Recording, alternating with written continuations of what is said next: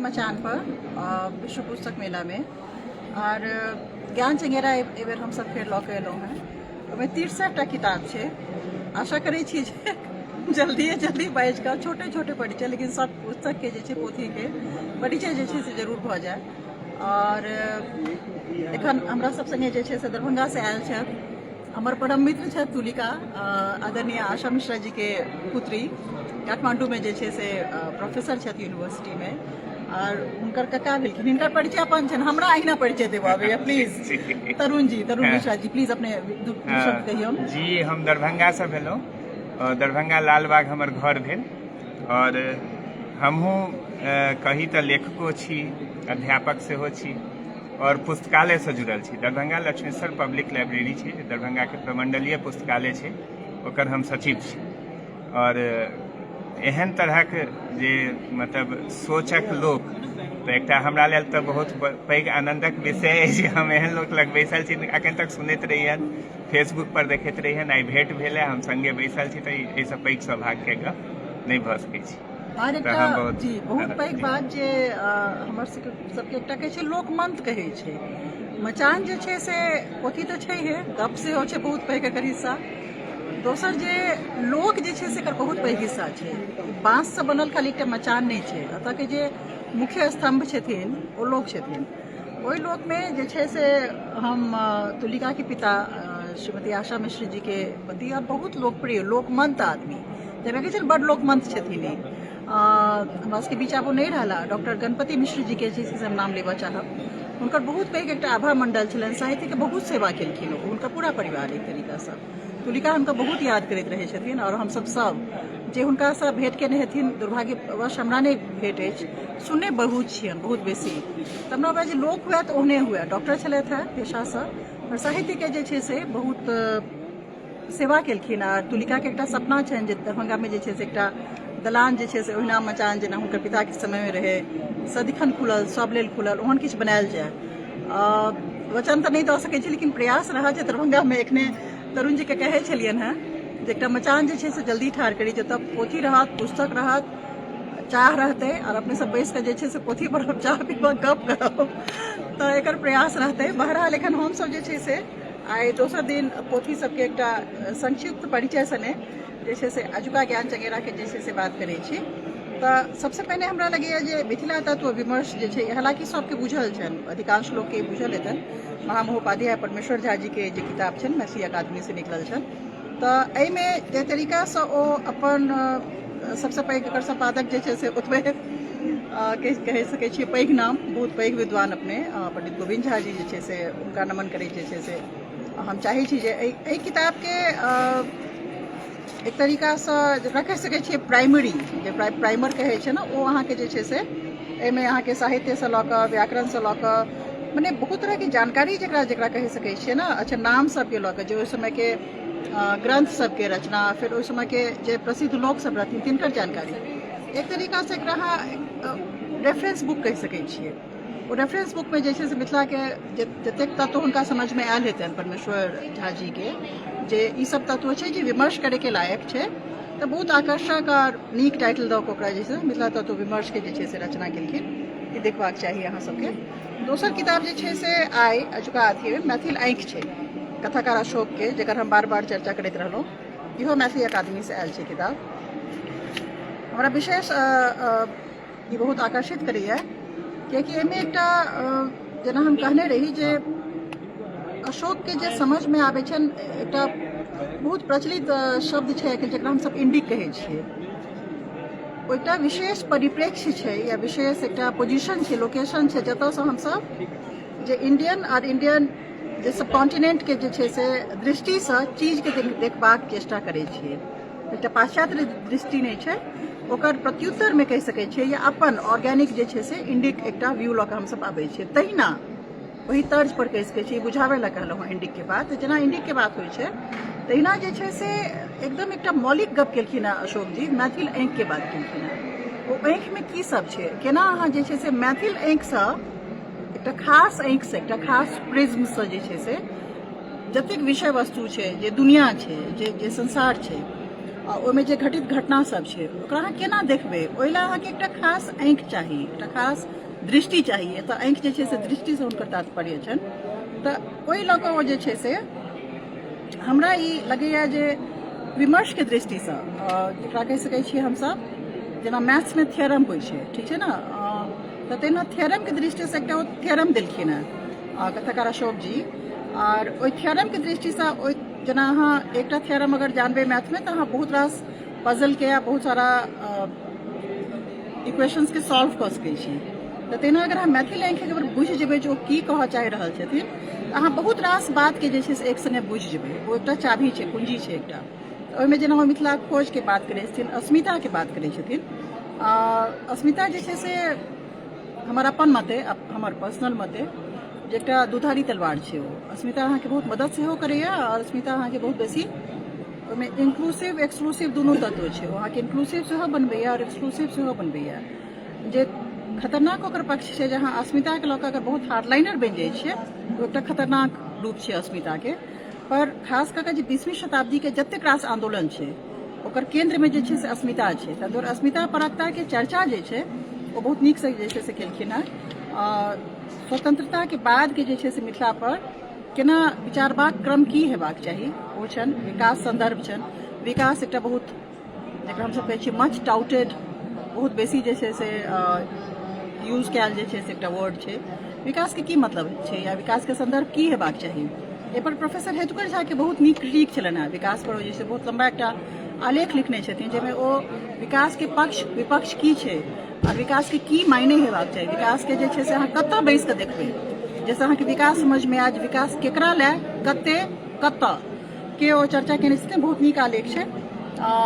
कोशिश केलखिन हेँ कथाकार अशोक सेहो। मैथिली संस्कृति, मैथिली आंदोलन, भाषा नीति जे छै से भारत सरकार केना बनेलकैए, विकासक फल की छै, वर्तमान समाज, मैथिली साहित्य कतऽ ठाढ़ छै, और विद्यापति के सेहो संदर्भके चर्चा केलखिन हेँ। जे विद्यापति के संदर्भमे मैथिली आँखिके अहाँ केना बुझै छियै।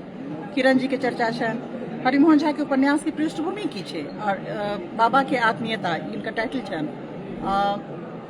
सगर राय दीप जरय और गोविंद झा के संग जे छै से आर एमे 3-4टा जे छै हमरा जे नीक लागल।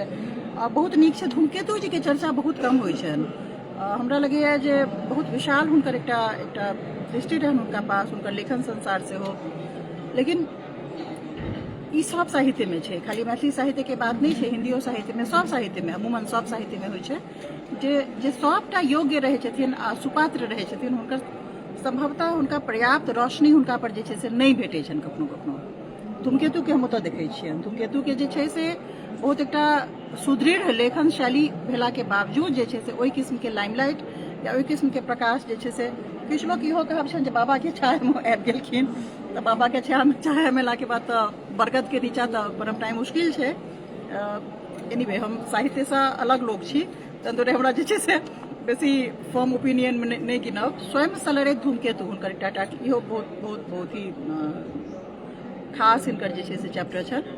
मैथिली कथालोचन आ कुलानंद मिश्र बहुत इम्पोर्टेंट एकटा आर छनि। मनोरथक पारो और सकीनाक हसीना मंजिल, ई किताब हमरा लगैए जे अहाँ सब गोटेके मैथिली अकादमीसँ सम्भवतः ई किताब निकलल छै। हाँ, एक मिनट देखऽ दिअ। हाँ, मैथिली अकादमीसँ छै ई किताब। अहाँ सबके जे छै से एकटा मस्ट रीड बनेबाक चाही। ज्ञान और अज्ञान या कोनो चंगेरा नो चंगेरा, ठीक छै, मैथिली जे छै से जरूर पढ़बाक चाही सबके, खास कऽ जिनका मैथिली और मिथिलाके इकोसिस्टम की छै ओ बुझैके एकटा ताकत अगर डेवलप करेके, अपन आँखि डेवलप करेके, तो किताब जरूर पढ़ब। हम ई किताबके चंगेरा किताबके जे छै से बहुत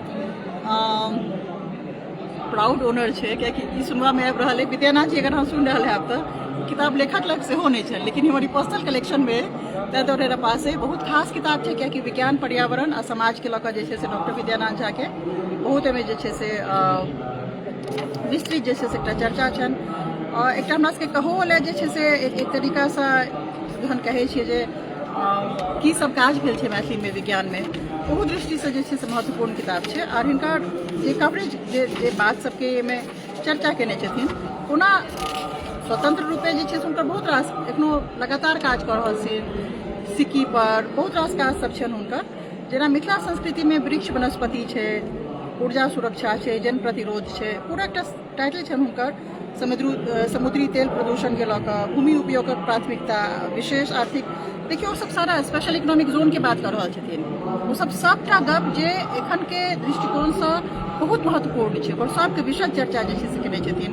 मिथिला में जल कृषि प्रोत्साहन अपेक्षित, जल जैविक संसाधन, मिथिला विकासक आधार, तो हमरा लगे बहुत ही रिच किताब छै, जकरा कह सकै छी बहुत समृद्ध करे वाला किताब छै। तो डॉक्टर विद्यानाथ जी के ई हम सब जे छै से ज्ञान चंगेरा में शामिल केलियन है। विज्ञान, पर्यावरण आ समाज, ये अपने सब देख सकै छी। ई भारती मंडन को एकटा जे छै से जर्नल छै अपने जी प्रणाम। अच्छा निकले नहीं, हम बहुत शुभकामना हम ही कनी पूरा कर लै छी। बिल्कुल बिल्कुल ठीक नहीं ठीक है। हाँ हम मचान बनवाए रहल छी ठीक छै। तो ई भारती मंडन जे जर्नल छै हमरा लगैए जे बहुआयामी एकटा क्लेम सेहो करै छी। केदार कानन जी जे छै से एकर संपादक छथि। नीक प्रयास छै एकटा, जेना बतेने रही भारती अथी के बारे में, मिथिला भारती के बारे में बतेने रही। तो एहिमे अंग्रेजी के तो आलेख सब नहीं करे छथिन, लेकिन हमरा लगे बेसी जोर जे छै से साहित्यिक अथी पर रहै छनि। तो एकटा नीक जे छै से बहुत प्रयास छै, एकटा सुचारू रूप से कऽ रहल छथिन। तो एकटा नीक प्रयास छनि जे जर्नल के जे छै से इम्पोर्टेंस एकटा अपन छै, साहित्य और साहित्येतर और पर फिर आलेख। बहुत रास बेर बात होइ छै जे आलोचना नहीं छै, पुस्तक सबके आलोचना नहीं छै, चर्चा नहीं छै, तें किताब जे छै से ओकर बेसी प्रसार नहीं छै। तो हमरा लगे एकटा बहुत पैघ नीक प्लेटफॉर्म छै, मजबूत प्लेटफॉर्म छै, जतऽ साहित्य के चर्चा, आलोचना, ओकर जे विमर्श जे छै से ठाढ़ करेला भारती मंडन जे छै से एकटा चलैत आबि रहल छै। अगिला किताब जे ओ डॉक्टर महेंद्र नारायण राम के लिखल छै, दुसाहित जातिक बृहत इतिहास, ई कैलियो एकटा आयल रहत सज्जन, हुनका ई चाही रहे। हमरा लगैए जे जाइत के लऽ कऽ जे तरीका के अथी छै ओहिमे बहुत कम जे छै से एहि तरीका के लिखल गेलै। ई किताब हिंदी में छै सबसे पैघ बात। चेष्टा हमर सबके ई नहीं छलै जे खाली मैथिली में लिखल किताब होय, हालांकि ओकर बहुत विशाल संसार छै, तैयो लेकिन जे छै से ई किताब के ओहिमे जाति प्रथा से लऽ कऽ केना केना ओकर उद्भव भेलैए पूरा जे छै से डिटेल्ड अथी कऽ कऽ, आ तहन ओ जे छै से फेर कि दलित के की छै, दलित परंपरा कतऽसँ चलैत एलैए, दुसाध के जाइत छै, फिर ओकर उत्पत्ति की छै, ओकर जे वंश के जे अवधारणा छै से की छै, इतिहास के पन्ना में ओ केना छै। तऽ भारत में एकटा पैघ कैनवस लेने छथिन, खाली मिथिला के नहीं छै, लेकिन ई किताब जे छै से बहुत इम्पोर्टेंट छै।